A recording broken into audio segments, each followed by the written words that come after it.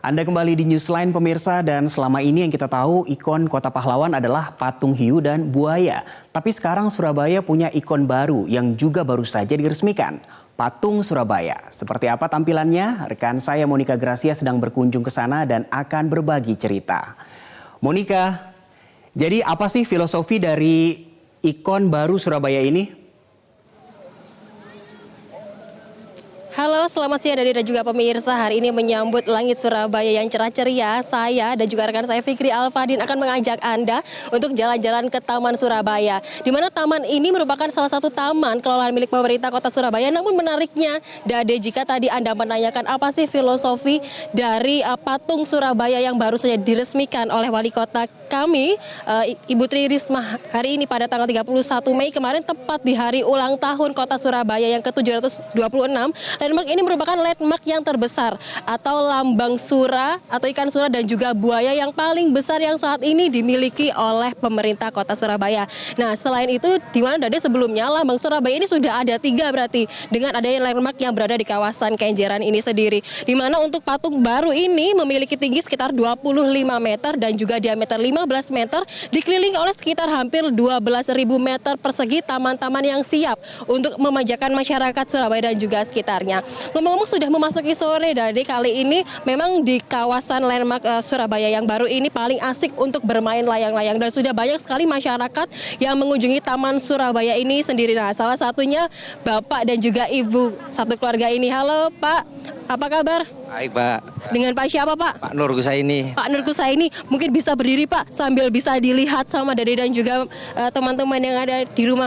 Pak, asalnya ini dari mana? Dari Mojokerto. Dari Mojokerto. Kalau Pak Kusaini sendiri, apa sih Pak yang menarik sehingga Bapak berkunjung ke landmark baru yang dimiliki oleh Pemkot Surabaya ini? Saya melihat ini untuk ikon baru ini loh, Bu. Ya, untuk Surabayanya, untuk taman-tamannya juga baru, dan wisatanya pantai Kenjeran juga sangat menarik gitu. Terus Pak, tadi selain di sini kan juga dekat sekali dengan Pantai Kenjeran tuh Pak. Tadi juga sudah coba rekreasi menggunakan perahu Pak.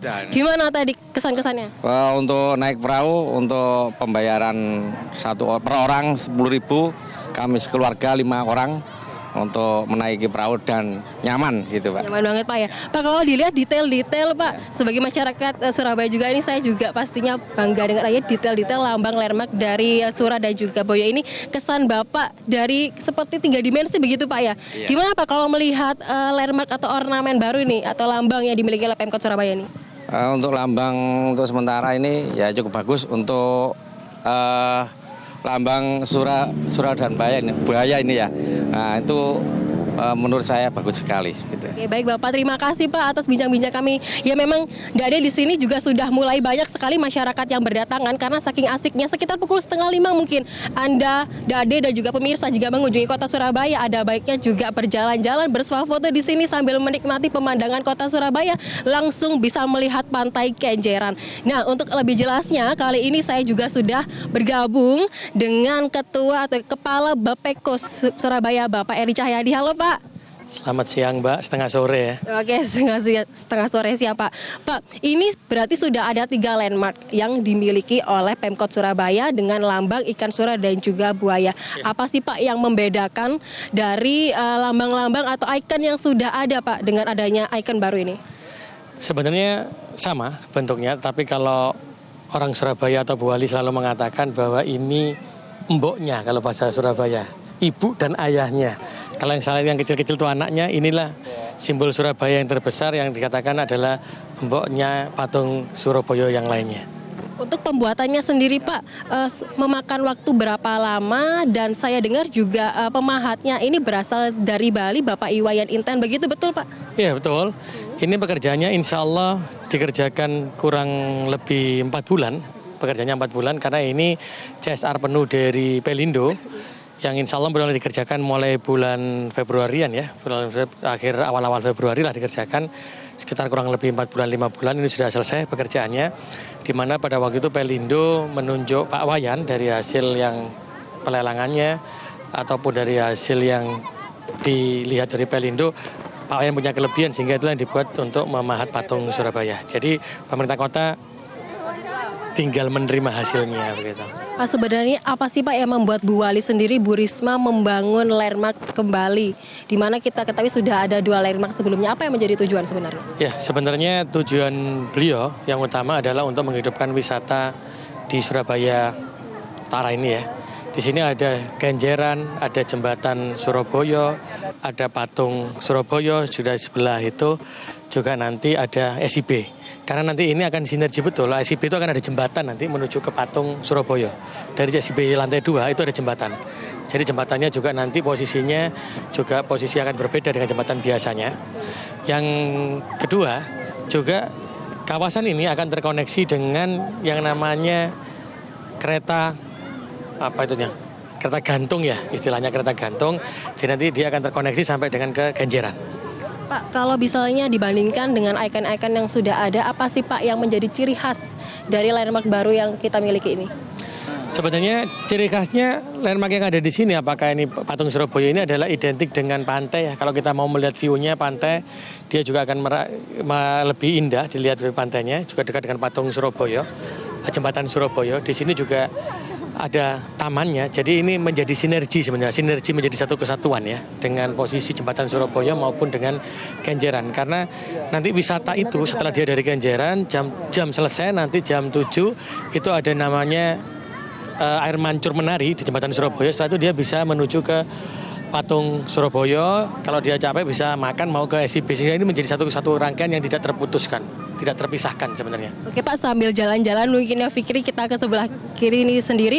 Sebenarnya Pak, alasan dari Wali Kota Risma sendiri Pak, kenapa mensentralkan, tadi kan Bapak kan menyampaikan kalau terkoneksi antara satu wisata dengan wisata lainnya, apa yang menjadi titik fokus mengapa Bu Risma ini berfokus di kawasan Kenjeran dulu Pak untuk pengembangan dari pariwisata ini sendiri? Surabaya dari awal memang terkenal dengan Kenjerannya. Setelah kawasan Kenjeran itu bagaimana kita meramaikan bagian ini, wilayah ini, ketika ada Kenjeran maka kita buatan jembatan Surabaya, satu patung Surabaya, ada SIB. Ketika ini menjadi satu kesatuan sinergi wisata di Surabaya wilayah ini, maka ini akan menjadi selesai. Kita menjadikan bentuk yang ramai, yang berhasil, kita akan berbeda menuju ke tempat Surabaya yang lainnya, ada wilayah barat, wilayah selatan. Jadi tidak hanya terfokus pembangunan di wilayah ini saja sebenarnya. Pak, untuk yang terakhir, adanya potensi ekonomi dengan adanya landmark yang baru dimiliki di kawasan Kenjeran ini meningkat sampai berapa persen Pak?